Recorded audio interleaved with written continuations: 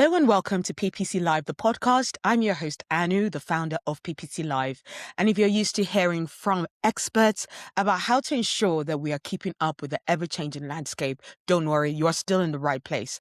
Every week, I speak to a different PPC expert about their biggest F-up, but also about how they've turned things around, the lesson they've learned, and how they decided to, do things differently that led to the success of their career. And, I can't think of anyone, as successful to give you such a brilliant story as my guest this week, Andrea Cruz. She, from the US, is the head of B2B at Tenuity, a very fantastic, long-lasting agency. And she just shares some of the lessons of even things that she's done repeatedly that after a while she realized was a mistake. And due to mentorship, she was able to turn things around and do things better, especially when it came to communications with her clients. So let's go speak to Andrea. Hello, Andrea. Welcome to PPC Live, the podcast. Hi, Anu. Thank you for having me. It's always a pleasure to connect with you. It's such a delight. Like I was saying about how you are doing the PPC Live branding better than me with your gorgeous red jumper and your the pink love size. We know that you're getting ready for Valentine's Day, so thank you very much for reminding, especially the guys who are going to watch this. They're now going to go, "Ooh, I need to remember to ask to get something for my girlfriend or wife." So thank you for helping the people in relationship out there for us. That's so amazing. And Andrea is one of those people who I have absolutely followed like religiously, like on LinkedIn and Twitter when Twitter was Twitter. I like the way, what was it that Kirk said, who I interviewed? He's like, Twitter was great, X is not. And it's like that's the clear distinction. Twitter was such a lovely space for the PPC environment and community. And I think a lot of us have now moved to LinkedIn and do more stuff on LinkedIn then. Like, do you still hang out on Twitter at all? Rarely. I still Yeah. haven't. I know a Yeah. lot of people close their accounts. I kept mine and I would go in there and once in a while ask people something. Because Yeah. there's people I have on Twitter/X. Yeah. I don't think I know who they are. Yeah. So I've kept some of those relationships there because I think that's a wonderful thing that the internet did for all of us. How did Yeah. we all got connected, even though we're in opposite sides of the world, your I case and think it mine. was just those COVID years for me, especially like 2019, 2020. I really got in depth and found out all the folks in the US who do paid search. That's how I got to know all of you guys. And then we had the wonderful in-person meeting in Boston last year in June. And, to just, be like, oh, you're real, and hug people actually in person. That was really wonderful. But guys, my audience usually are like, Anu, you're rambling on again. Introduce us to your wonderful guest. So let me do that just now. Andrea is an award-winning B2B digital marketer and thought leader with a proven track record in speaking, publishing, driving innovation on a global stage. That is absolute fact. She's recognized as one of the world's top expert as one of only 13 LinkedIn certified marketing experts in North America. With more than 15 years of experience, she specializes in building effective strategies for large-scale B2B accounts, leveraging a solid foundation in data analytics, project management, and operational consulting. She's known for a hands-on approach and delivering value across the functions from international purchasing to process optimization, which is why you're the head of B2B in Tenuity. Yeah, head of B2B of digital marketing there in Tenuity. You've had such a fantastic career. You're one of those whenever you share that new title you've hit, I'm like, yeah, well deserved. About time, because genuinely it's like, yeah, about time. Of course you're head of B2B. Who else is it gonna be? You've been doing great work for such a long time. How does that make you feel? I want to say that it's always weird to talk about myself in that sense, because Yeah. I get the pleasure in backstage, let's call it like that. We talk about this of how I'm doing what I love, Yeah. very appropriate. Yeah, you but really do. You really do. but I love doing this thing. I wake up in the morning and I'm happy I get to work and I get to work with people that are passionate about it. that will geek out about how we are the best division at Seniority, no questions asked, because we talk about B2B and people keep thinking, oh, B2B, that sounds so boring, it's so slow. There's groundbreaking work that it's Wow. happening in B2B and how we are positioning ourselves and our brands to be better. Mm. So I always find it exciting when we're looking at maturity curve and it's a brand that it's really nascent, but they're willing to let us going and do a relift of everything they're doing and think differently. So that's always very exciting. Yeah. As a personal story, I struggle a lot when people tell me, Andrea, you're so passionate about what you do. And I didn't notice it at the time. I thought I was Mm. just doing my job. Job. It took me years to come to the realization that it was true, that I am actually a little different than some people because Yeah. I wake up and I want to do this and I want to Yeah. learn about it Yeah. and I want to be better about it and how do we change perceptions. And I think that's something that's different about me. It's fantastic. I do tend to relate with, that kind of passion. And because it's, people will be like, and why did you start PPC Live? Like, I mean, it's, you have a job and and it's because I don't know, there's so much of it that I feel that we should be doing and talking about it. And I always feel like I want to be like in charge of my career and just I like this thing I'm doing and I do it well. Not for the paycheck. Yeah, the paycheck is important. And, I make sure I would any agree. late invoices I chase. But, most of the days of the month, I'm just doing the work because I'm literally like, oh, this has to be done this way. Oh, we have to do it better. Oh, no, no, no. This is the better way. Not just, oh, I'm just going to do what my manager told me to do.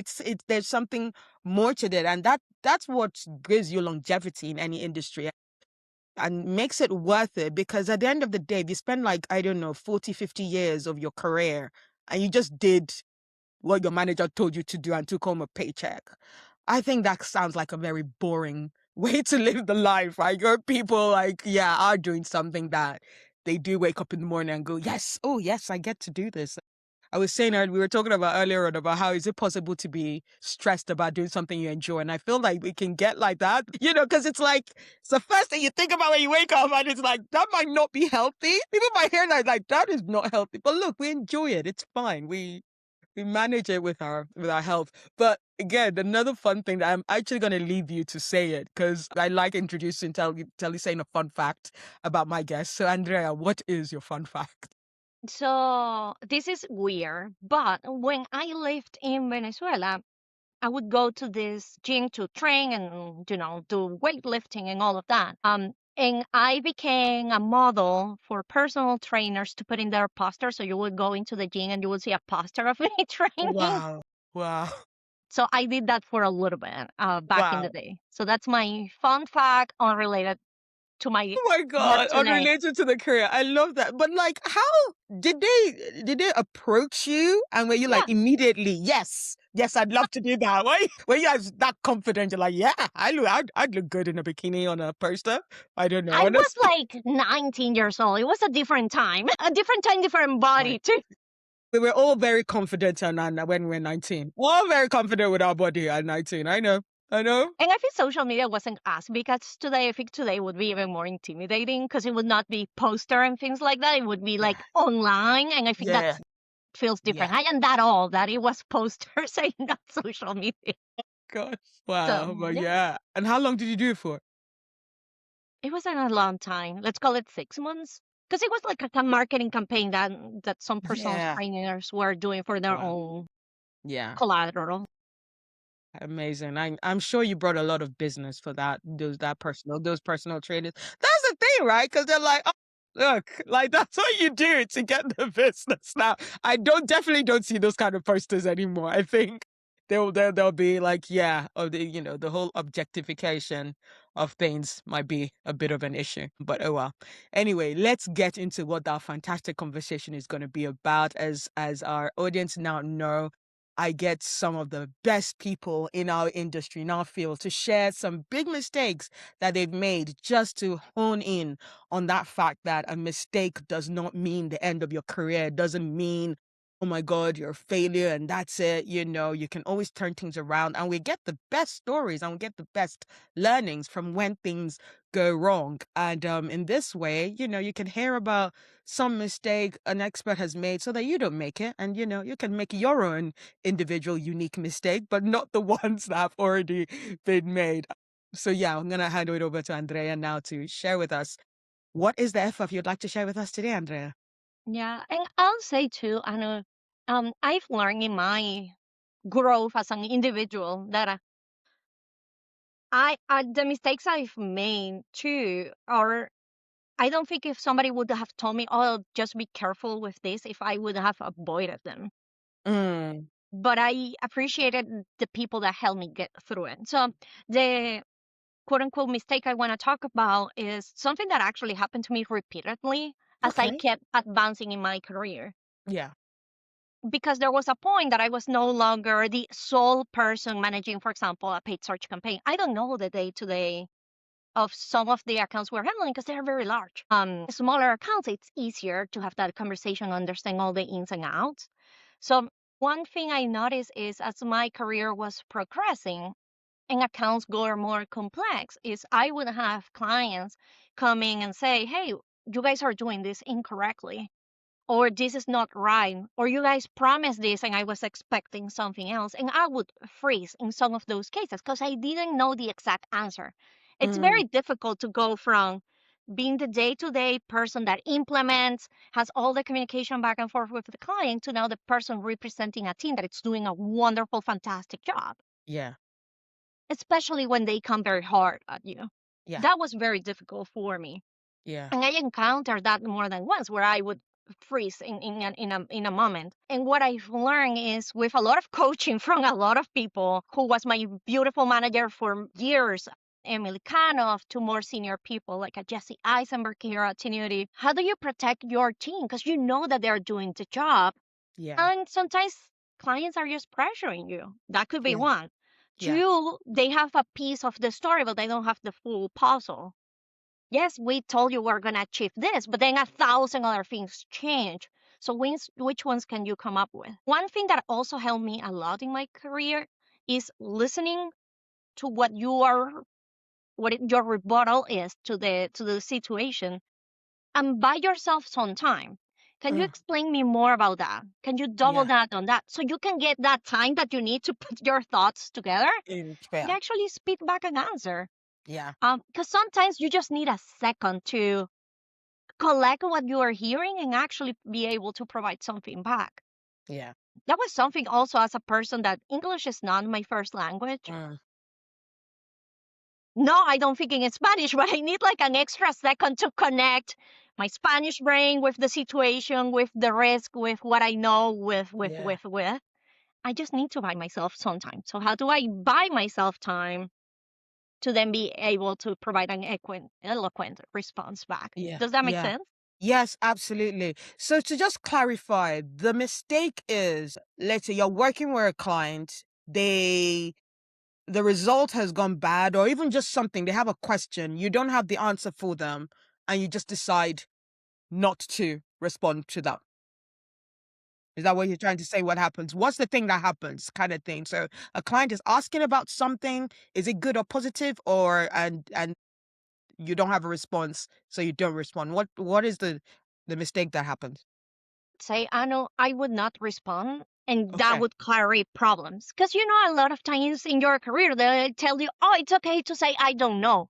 Yeah. That's Yeah. not always That's the true. question. Yes. That is Yes. not Yeah. always true, Yeah. especially as you get more senior in your career. You are Yeah. expected to have a To point of know. view. You are expected to be able to provide something back. So when Mm, you say, "Let me get back to you and talk to the team," that sometimes doesn't fly anymore. There's a point that's in your not career fine. where saying, "I don't know," it's not always a good It's idea, not a good idea. Okay. depending on the situation, too. Yeah.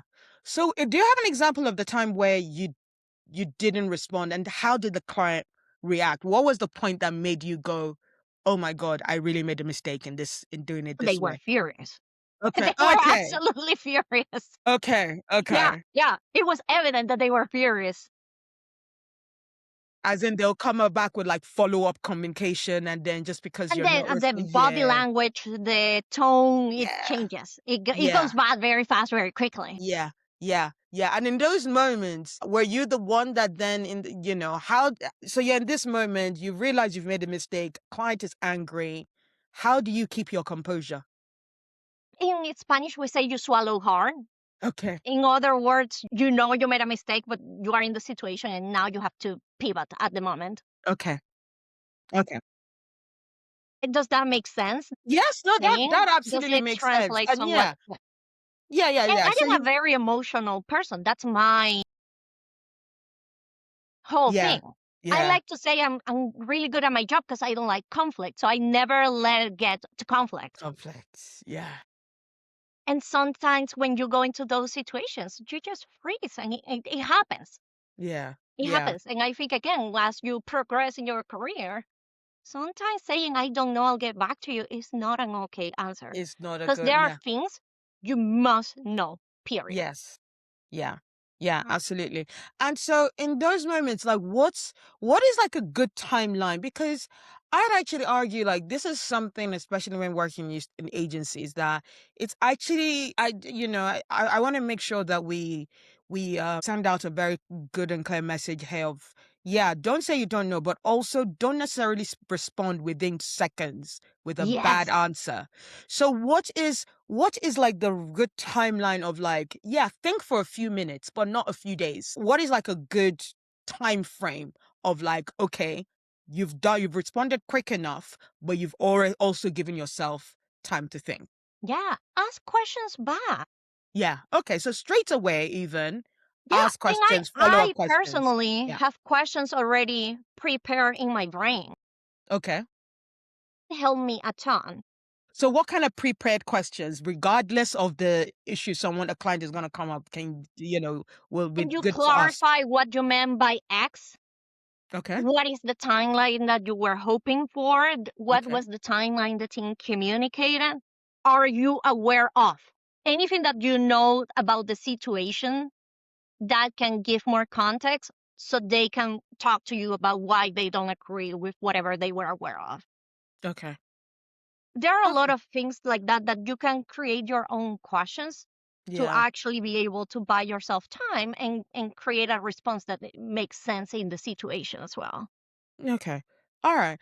And in these kind of moments, you also like mentioned some really the people who were really helpful with you in terms of helping, like, mentoring you, and were there some people who kind of were like the challenger? I mean, apart from the clients asking the questions, who are the people who could be challenging that you might not think of at the moment, that could be the ones that get in the way? Or is it usually just a client and you situation that happens, that has happened before? No, I the culture at Tenuity, we don't have that feeling of you did something wrong. I'll give you another example that happened in a previous life.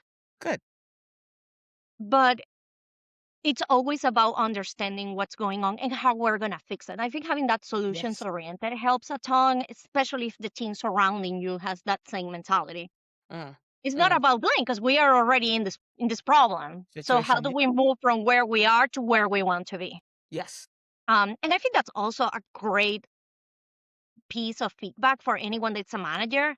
Yeah. Sometimes we hyperfixate on how did you got here and why did you say that and what was Mhm. the answer. And it's like, does it truly matter? At Yeah. this point, where are we and where we want to go? Yeah. Sometimes that's usually just the best way to approach things forward. Yes, you have to document and all of that, but it's really important to think about that. Okay, I don't care about those details, but what do you need out of me to be able to get you to where you are? Yeah. And does that align where everybody's happy? We are happy, clients are happy, team is happy. And sometimes that's a balance that it's difficult to strike.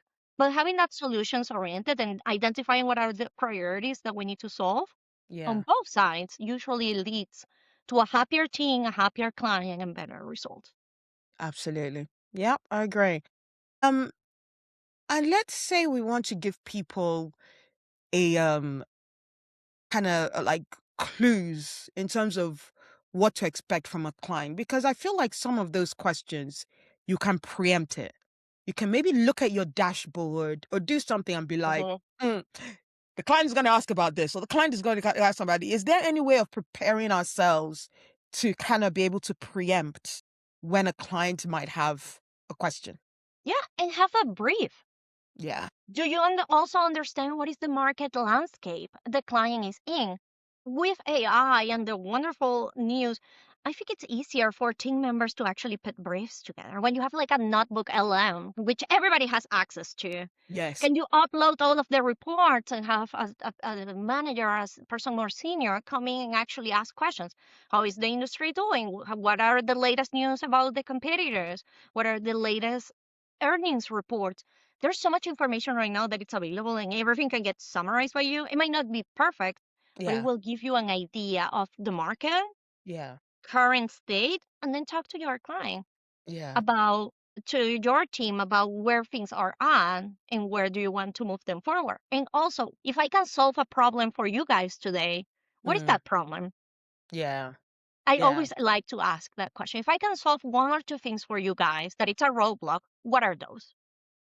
Absolutely. That's actually a really great way to definitely that preempt, because they are thinking, they might be like, oh, we have this issue, but if you already like try to even pull it out of them, it builds trust. It builds better of like, oh my God, this is someone that actually cares about not just the clicks and the revenue and the traffic, but actually what's actually going to make a difference to my business. Yeah. That's the So is that kind of thing that you'd say, like, how often should that kind of conversation come up? Should it be like maybe, I mean, I'll definitely say when you're onboarding the client, but like, how often should you ask that question? What are the roadblocks that you feel that we should help you with? So I don't like to put a timeline on it because I Mm, think there's people that need those touch bases sooner than yeah, others. And yeah, it's a personality thing. yeah, So based on that, and you do your own discovery of the people you get to work with, right? yeah, So you can start by playing with that. It yeah, can be too soon, but it can be too late. So what is that sweet spot? yeah, And again, depending on the company, it might be every month. yeah, Some companies are okay doing it every 3 months. yeah, yeah, And you won't know until you've done it a few times. yeah, yeah, yeah, yeah, Because you don't want to be the person that is checking in every month, and they're not that type of person, but other people do really care. yeah. Taking a step back often and figuring out what to do. I'd actually also advise that because this is something that I don't know, someone previous managers told me about is like, ask. Actually be like, look, we'd love to check in and we'd love to know what your roadblocks are. That kind of like big picture, how often do you want that communication to happen so that we actually discuss the ways that we can help with your overall strategy? Because the best way to know how to work with your client is to ask them. Because I feel like some agencies have too much of this template of like, this is how we do it and we'll do it with every single client. And then some Mm-mm. clients are just not happy. And then you're like, you need to be able to be flexible with these Yeah, things. and I know one thing I always like to ask my team before I talk to a client too is where are we failing? Yeah. Yeah. Because I rather hear it first on my because nobody's perfect and we make mistakes and or Yes. sometimes we test something that we thought it was going to work and it doesn't. It happens, right? Yes. That's why it's called an experiment because we're Yes. gonna quote unquote play around and figure it out. Yeah. We're going with the best intentions, but it doesn't always pan out.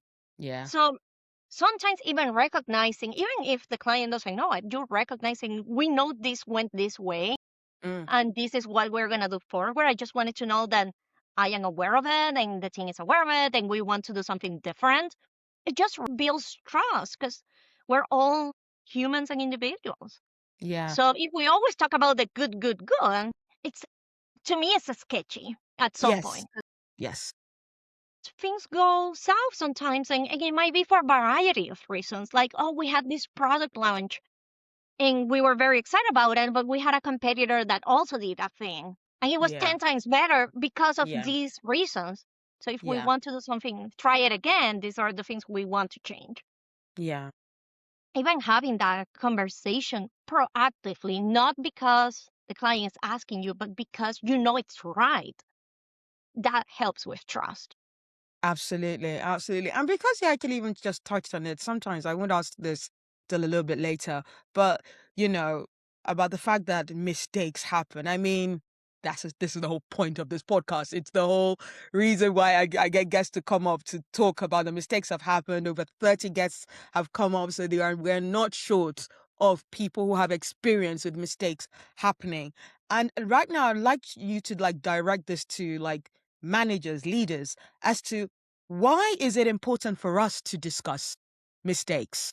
I think we've talked about it from the point of view that we always learn, but I think you pointed out something very key there. It's actually to help clients as well, isn't it? So yeah, why is it important? Can you touch on that? Talk about that a little. Why is it important to actually instill kind of like this energy in your team to not be afraid to test things, to not be scared of like when a mistake happens, to not feel overwhelmed that, oh my God, this might be the whole end of my career. Why is it important to actually, not be afraid that mistakes will happen?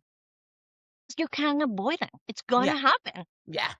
So why keep things like a secret, gated, that nobody can know about it when you can avoid somebody else doing something else? That's why we have postmortems, which has been in the industry for forever. So I always find it interesting when people think about postmortems as, oh, I'm gonna be blamed on something. Yeah. It's not. Don't focus on the people. Focus on what happened. Yeah.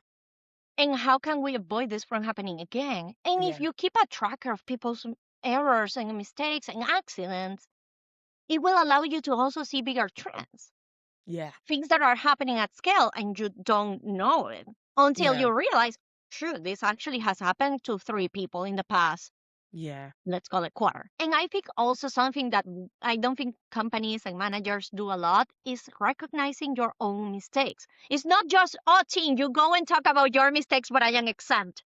Yeah. No, no, You no, can't play it like that. no, exactly. You Yeah. can't play it like that.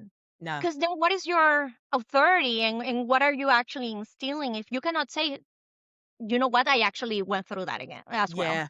Yeah. This is how I messed up in my experience. Let's try something like this. Do you agree? Have you experienced this before? How can we work on Yeah. it together? Yeah. Because we are not perfect.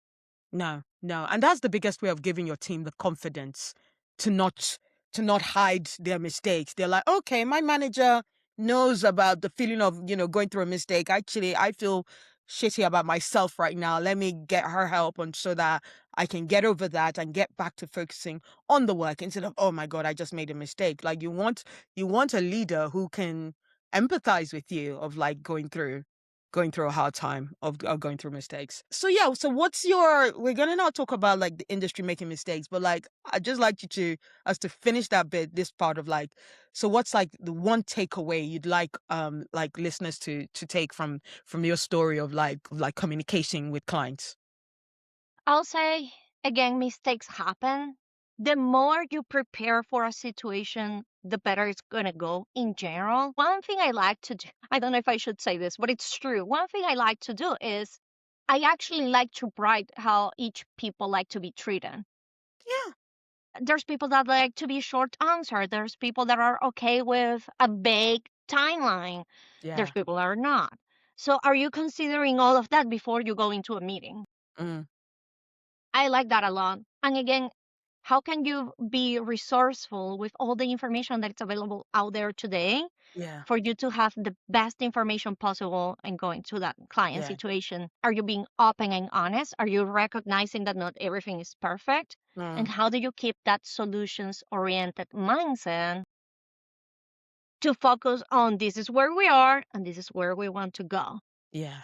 Yeah, absolutely. Yeah, that's a great way to put that. Now, going on to, I'm sure Tenuti like gets new business every once in a while, or even like a lot of times, and you then do like an audit before you take on the client to see what needs to be done, and you find kind of maybe like several mistakes. You're like, oh my God, people are still doing that. That's what the last agency suggested, kind of thing. What are some of like the big mistakes that you feel some of the agencies are still making, or maybe consultants that might be making, that you're like, oh, we should have stopped doing that? And especially with the expertise in B2B, it would be nice if it's like, yeah, something that's related into the B2B space. The one that I hate the most when I see it, it makes me cringe is when I see. or CPCs are super high. CPC, CPMs on B2B are super high in Yeah. general. Yeah. When I see a campaign that's a good campaign and then the budget is so low, they get 2 clicks a day. It makes me so Wow. furious. It doesn't matter if it's LinkedIn, Microsoft, Google. It doesn't matter which one it is. If you're getting Yeah. 2, 4 clicks a day, Yeah. you're not going to get a conversion. I don't care. I Yeah. don't care what you are Yeah. doing anywhere else. I don't know why it makes me so upset about it. Yeah. So that one is very personal to my heart. But how about if it's like it's simple, like they don't have the budget? Do you just advise don't run those kind of campaigns if you Yeah. don't have the budget? Yeah. Yeah. Yeah. Yeah. And sometimes it also happens. Oh, it's because we are in LinkedIn and we're in Meta and we're in TikTok and we're in Reddit and we're in Right. all of Right. these Too places. many. But then you're spending $1,000 on each. Yeah. No, you're Yeah. spreading yourself. That one also makes me mad. Yeah. Spreading You're yourself too spreading. thin. I Yeah. understand that everything's fancy and I understand your competitors are everywhere. But if you Yeah. don't have the budget, you can't get results out of anything. No. No. So that one No. makes me mad too. Now I have two Interesting. things that Yes. make me mad. I saw the passion. I saw that. The passion come out on those ones. Yeah, guys, look at your budget. Spend it wisely. Don't put yourself everywhere. And if you can't afford a channel, don't put money in Don't it. do It's it. not, yeah, don't do it. It's not the end of the world. Yeah, there are just some channels that deserve, yeah, that are required because the performance will always be bad. You're never going to be actually able to see the true, this is how this channel works for me. How about in terms of like how people are using AI? I think like AI is like Laughing because the I'm thinking about when I see still thinking about how much you hate it. I love it. I'll give you some time to calm down. You like take deep breaths. My God, I can imagine you just thinking about your last audit you did. You saw it in your latest audit, didn't you? I love it. what was the question It is about me. AI? I already lost train of Yeah. thought. It's fine. We need to It's go fine. back. You're still thinking about budgets. Let's think about AI. AI and AI ever revolution. We know ChatGPT ads is being tested even right now in the US. But like what are mistakes in terms of how people are using AI that people should be, that people should be wary of? Or that I, you yourself you're trying to avoid doing? I don't know if this is quote unquote a mistake, but thinking that AI is just to summarize stuff or upload a spreadsheet and spit something you back.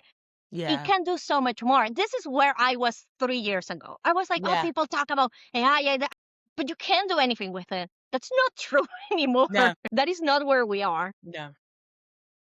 I actually have a team member. His name's Matt Davini, wonderful guy. He came to me with, he created through AI Studio, actually a thing that connects to Google Ads, and it will do an audit for you. And we will Okay. give you the tables with data. And, people are doing things. Simon Paulton at Tenuity, he created a Slack group for people when he's trying to figure, and he did this wonderful thing. He's like, this is not probably applicable to work, but I learned you can do this. And he posted his children, I don't know, let's call it soccer or baseball, I think it was, dates and times that they have practiced. You can put it into Gemini and tell it to add to, it was a PDF, and to add it into your calendar. I didn't know you could do that. So Okay. the ways people are actually using and experimenting with AI is changing. So if you're just using it for asking basic questions, there's Yeah. so much more you can do with it. Yeah. Yeah. So Yeah. I mean, I go guess we're in the out world of, there. we're talking about AI agents now. And if you don't think about what agents could be, but you're still thinking about it, just, prompting it for a question to give you an answer, you're the one that's going to be left behind. You're the one that's going to be like, oh, AI is 100%. not good. And I know people need to be careful. I saw someone write about the fact of like when people still using AI as ChatGPT therapy. And literally my brain goes, yeah, no, Sure. I know AI can do so many things, but no, get a thrill therapist, like get a human being. That is not where the direction that AI should be going into for usage, in my opinion. So yeah, we really need to be careful with it. Say, if you, as marketers, if we don't trust AI fully to make an assessment of something, which is valid, why would you trust your health Yeah, to just a machine. You always want, I think the machine can help you get there unrelated. I was in the ER recently and I was thinking there when I'm there just waiting for the results and they're trying to figure out what I have. I was like, I have to assume if it's not happening right now, it's going to happen soon, where they're just going to plug your symptoms and AI is going to tell them what you have. And then the doctor, based on you and how you look and feel, they're going We'll to confirm. say, Yeah. yeah, this makes sense. Yeah. Yeah. Um, which is how I think we should be using AI for PPC management as well. 100%. The one thing I've been saying, oh my God, so much is like, it's the experts that need to be behind. It should be a doctor using AI Yeah. to try to diagnose their patient, not just some layperson who's sitting there going, I have these symptoms. Tell me what I have. Like, no, you'll still need a doctor to confirm and say that, yes, that sounds about right. Or, I mean, I know some people are using it to, like, a friend of mine was like, I used AI to diagnose, this how doctors had ignored me. But I think you then should then go, look, I've done my diagnosis. You take it to a doctor so that they can be like, they might not have time. And that's the thing. AI should help the experts free up their time, but the experts should still be having their eye over the final results and to ensure that when it's applied properly, kind of thing, to where it's going to be used. Same with marketers. It should be the marketing experts that should be using AI as to how to implement it with ads, ChatGPT ads, LinkedIn ads, whatever kind of ads, and not just a layperson who's like, yeah, I've got a business. I'm just going to use ChatGPT to create my campaigns. You're not going to Sometimes, create a good campaign. and sometimes there might be something that you didn't think about. Yeah. And it Yeah. tells you this is a rare situation, but it could be this. Yeah. Yeah. Absolutely. Andrea, you have given us so much of your time and we're so grateful, and you've given us just a fantastic, amazing story. I love that you brought your passion for what you do into our stories, and we absolutely love it. But before we go, our last final, very fun, non-PPC question. If your PPC career were a movie, what would the title be? Can it be a made up title or Of does it have course. to be No, it can be made up, totally made up. a passionate girl? Okay. I love it. Yeah, and we know why. You love what you do. You love it. Yeah, you've got the passion for this industry for sure, and you've got passion red. I feel that red that you're wearing. It's a very passionate color. I feel like you're I'll very tell my mom. She gifted me this sweater to me last yeah, year. yeah. Tell her that I absolutely love it. I complimented it We like will 10 send you times. one. If we find it, we'll send you one. I love it. Oh, I love it. Seriously, it's so cute. But yeah, Thank you. a passionate girl of B2B marketing. Love it. And yeah, if people want to hear about your passionate thoughts about the industry, where can they find you? They can find me on LinkedIn under my name, Andrea Cruz. And then, yes, I still have my ex account, as we mentioned, that's at I'll Andrea forgive Cruz you. 92. And if you have questions about here, you can always visit our website. Looking forward to hearing Amazing. from you. Amazing. Thank you so much for that, Andrea. And yeah, that's been such a great chat to have with you. And yeah, I look forward to catching up with you later on this year, hopefully in Boston. So excited about that. I know. It's going to All be right. great. It will. Thank you. Bye. Thank you so much, Andrea, for that fantastic story and those great lessons of how to deal with clients, how to ensure that communication line is open, even though you might not have an direct answer for your client. And even though that you might be thinking, how do I, buy myself some time? Sometimes that's what you need, to buy yourself some time to ensure that you give the right information to your client. Like just silence and saying nothing to a client, or doing the whole, I don't know, especially when you've got quite a, generous paycheck coming to you, isn't quite good enough. And we should be able to recognize that. We should find ways to, share information, show our knowledge, even though we might not know exactly the answer to the exact question that we're being asked. So yeah, there are definitely many ways around this, and we should definitely be being creative to find those answers that, a client actually wants, which might not actually be the question that they ask, but actually going for actually the answer that they need to hear in that moment. So yes, that's a really great lesson that we got from Andrea there. So for more information and the full transcript of that fantastic fantastic discussion. Please go to podcast.ppc.live to get all the details there. So yeah, back on our PPC Live events, our first event of the year went off without a hitch.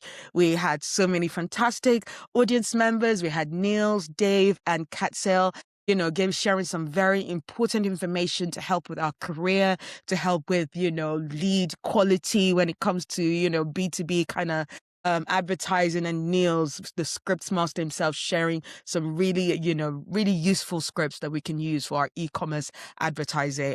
So yeah, I'm sorry that you missed that. If you did, for those who came, thank you so much. But if you did miss it, we've got the online version happening on the 18th of February. So that's next week, Wednesday. So whenever you're listening to this, I hope you still have time. Or, you should still have a few days by the time you're listening to this to catch that live, and to be able to get a live. We're going to do a live Q&A with Dave and Niels as well. They're going to be joining us for a live Q&A, which that'll be great to have, to participate in that, to come with your questions. But yeah, it will be also available on demand if you can't join us live, and you'll be able to see that whenever. So check that out on our YouTube page. And also, before I leave you, I am delighted to share that I am taking on coaching clients. And if you go to themarketinganu.com, you'll be able to book some time with me, to book a discovery call, to figure out what you need in terms of things like building your confidence, trying to deal with salary negotiation, trying to deal with a manager that maybe is micromanaging you, and you just want to